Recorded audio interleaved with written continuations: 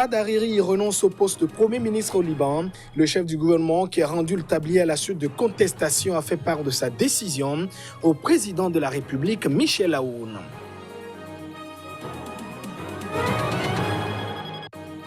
À peine installé et déjà une question à régler, le président algérien Abdelmadjid Tebboune est appelé à faire libérer les journalistes emprisonnés.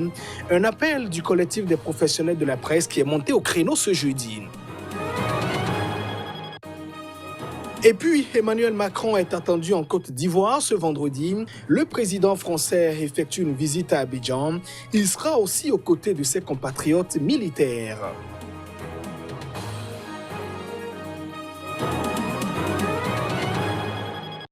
Voilà pour le sommaire de cette édition. Merci de nous préférer pour vous informer.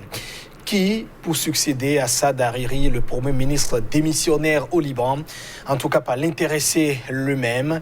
Il a renoncé donc à diriger de nouveau le gouvernement. Saad Hariri a fait savoir au président de la République, Michel Aoun, qui a démarré les consultations parlementaires ce jeudi. Après plusieurs reports, le président Michel Aoun a finalement lancé jeudi au palais de Babda les consultations parlementaires prévues par la Constitution qui ont démarré par un entretien avec Saad Hariri. Mercredi soir, ce dernier a annoncé renoncer à diriger le futur gouvernement après avoir été pressenti pour être nommé à nouveau comme Premier ministre. Hassan Diab, vice-président de l'Université américaine de Beyrouth et ex-ministre de l'Éducation, ressort comme le favori d'après les médias libanais pour prendre la suite de Saad Hariri.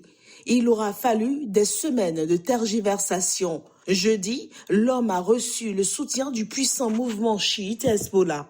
Ce dernier détient une majorité au Parlement avec ses alliés. Cependant, sa candidature a été rejetée par le principal bloc parlementaire sunnite. Des hauts responsables du courant du futur ont par ailleurs dit qu'ils pourraient ne pas faire partie du prochain gouvernement. Dans les rues et sur les places des principales villes du pays, les Libanais continuent de maintenir la pression sur leurs dirigeants, bien qu'ils soient moins nombreux par rapport aux premières heures de la contestation. Le système politique de ce pays multiconfessionnel est conçu pour garantir un équilibre entre les différentes communautés religieuses, avec un premier ministre sunnite en principe soutenu par les principaux dirigeants de sa communauté. Il vient de prêter serment et pourtant un dossier l'attend déjà. Justement, le président algérien, il y a un collectif de professionnels de la presse qui est donc monté au créneau à l'occasion donc de l'investiture de Abdelmadjid Tebboune. Le collectif appelle donc le chef de l'État à œuvrer pour la libération des journalistes emprisonnés. Élu le 12 décembre, Abdelmadjid Tebboune a prêté serment jeudi à Alger en Algérie. C'était lors d'une cérémonie marquant son entrée officielle en fonction. Peu après son élection, le nouveau chef de l'État avait assuré vouloir défendre la liberté d'expression et la presse. En marge de l'investiture, le collectif journaliste algérien uni s'est alarmé de la menace contre le métier de journaliste et la presse de manière générale dans le pays. Il a saisi l'opportunité pour rappeler le blocage de certains sites électroniques, le licenciement de journalistes ou encore des mesures judiciaires. Par exemple, des journalistes se trouvent en prison, d'autres sous contrôle judiciaire, tandis que certains sont soumis à une interdiction de sortie du territoire national, d'après le collectif. La presse n'est pas un crime et la liberté d'expression est un droit garanti par la Constitution algérienne, ont scandé les manifestants. Les versions françaises et arabes du site d'information Tout sur l'Algérie sont inaccessibles en Algérie depuis 6 mois. Plusieurs autres sites sont également bloqués dans le pays et les responsables des 10 sites n'ont pu obtenir d'explications auprès des autorités.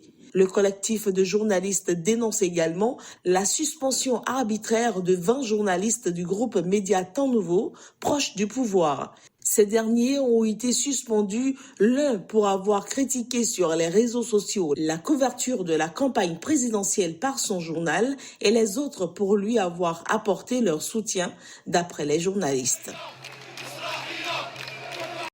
Et revenons justement sur cette cérémonie de prestation de serment. C'était ce jeudi. Le président élu Abdelmadjid Tebboune a pris donc des engagements au cours d'une cérémonie qui s'est tenue à Alger. Les images. Main droite sur le Coran, Abdelmadjid Tebboune a prononcé la longue formule prévue par la Constitution, jurant notamment de respecter et de glorifier la religion islamique, de défendre la Constitution, de veiller à la continuité de l'État, mais aussi d'agir en vue de la consolidation du processus démocratique, de respecter le libre choix du peuple.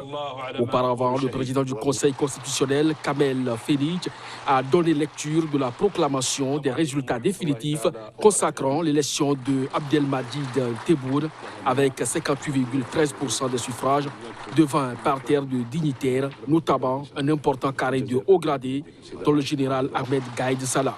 Le chef d'état-major de l'armée est depuis avril le visage du haut commandement militaire qui a assumé ouvertement la réalité du pouvoir depuis la démission de Bouteflika. Les 4 adversaires malheureux de Tebboune, Abdelkader Bengrina alias Benfis, Azedine Mioubi, Abdelaziz Belaïd étaient également présents. Les aspirations exprimées par la population pacifiquement trouveront toute l'attention du président élu, a affirmé Ben Salah en référence au Irak qui avait appelé au boycott de la présidentielle, dénonçant un scrutin ne visant qu'à permettre au régime de se régénérer et qui dénie d'ores et déjà toute légitimité à M. Tebboune. Haut fonctionnaire de carrière âgé de 74 ans, longtemps ministre puis éphémère premier ministre de Bouteflika, Abdelmadjid Tebboune est considéré par la contestation comme un représentant du système au pouvoir depuis l'indépendance en 1962. Les Soudanais, eux, ont célébré ce jeudi le premier anniversaire de la révolution ayant conduit au départ d'Omar el-Béchir. Les manifestations se sont donc tenues dans plusieurs villes du pays, dont la capitale Khartoum.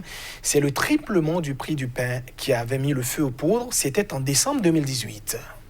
Pour rendre hommage aux pionniers de la révolution d'Atbara à 350 km de Khartoum, un train rempli de centaines de personnes est parti de Bahri, près de Khartoum, en direction de la ville ouvrière du Nord-Est, qui avait été le théâtre en décembre 2018 des premiers rassemblements après l'annonce soudaine du triplement du prix du pain. Les participants, chantant, dansant et armés de drapeaux soudanais, sont montés dans le train qui s'est vite révélé complet. Cet événement symbolique est organisé par le gouvernement de transition et les Forces pour la liberté et le changement, principale organisation de la contestation. Les manifestants sont invités à rester sur place jusqu'au 25 décembre pour une semaine entière de festivités. À Khartoum, plusieurs quartiers accueillent des célébrations qui vont durer tout le mois de décembre. Ce jeudi, dans la capitale, l'armée a barré les voies d'accès à son quartier général au lieu de la contestation où des dizaines de personnes ont été tuées dans la répression du mouvement, notamment lors d'un massacre du 3 juin qui a fait au moins 177 morts au total, selon Amnesty, et plus de 250 d'après un comité de médecins proches des manifestants.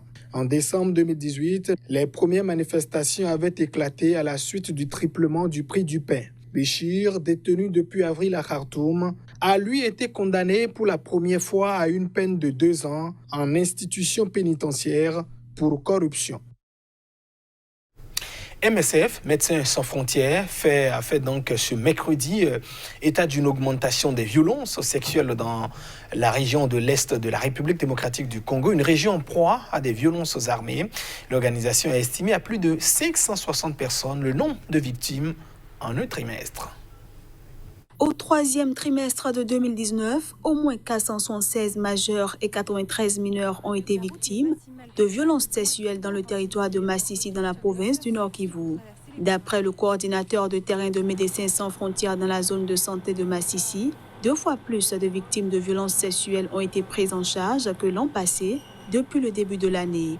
De janvier à septembre, les équipes de l'organisation ont soigné plus de 11 220 enfants en situation de malnutrition, 2310 victimes de violences sexuelles et 1980 personnes blessées par arme.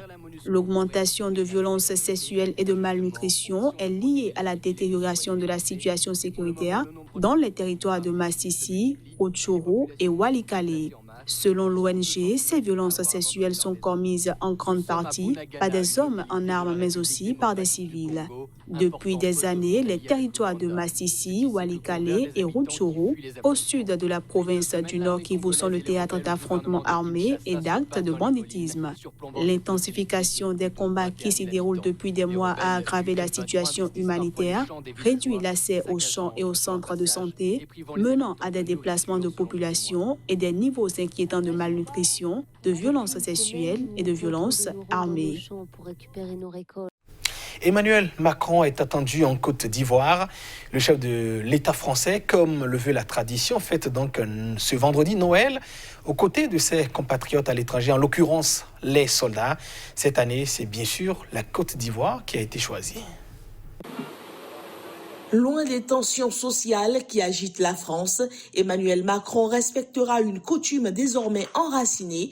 Le chef de l'État français partagera le dîner de Noël avec un millier de militaires sur la base de Port-Bouët en Côte d'Ivoire, près de l'aéroport d'Abidjan. Son arrivée est prévue ce vendredi en fin d'après-midi. C'est le deuxième contingent de troupes prépositionnées en Afrique après celui de Djibouti. Ces forces servent actuellement d'appui aux troupes luttant contre les groupes djihadistes au Sahel.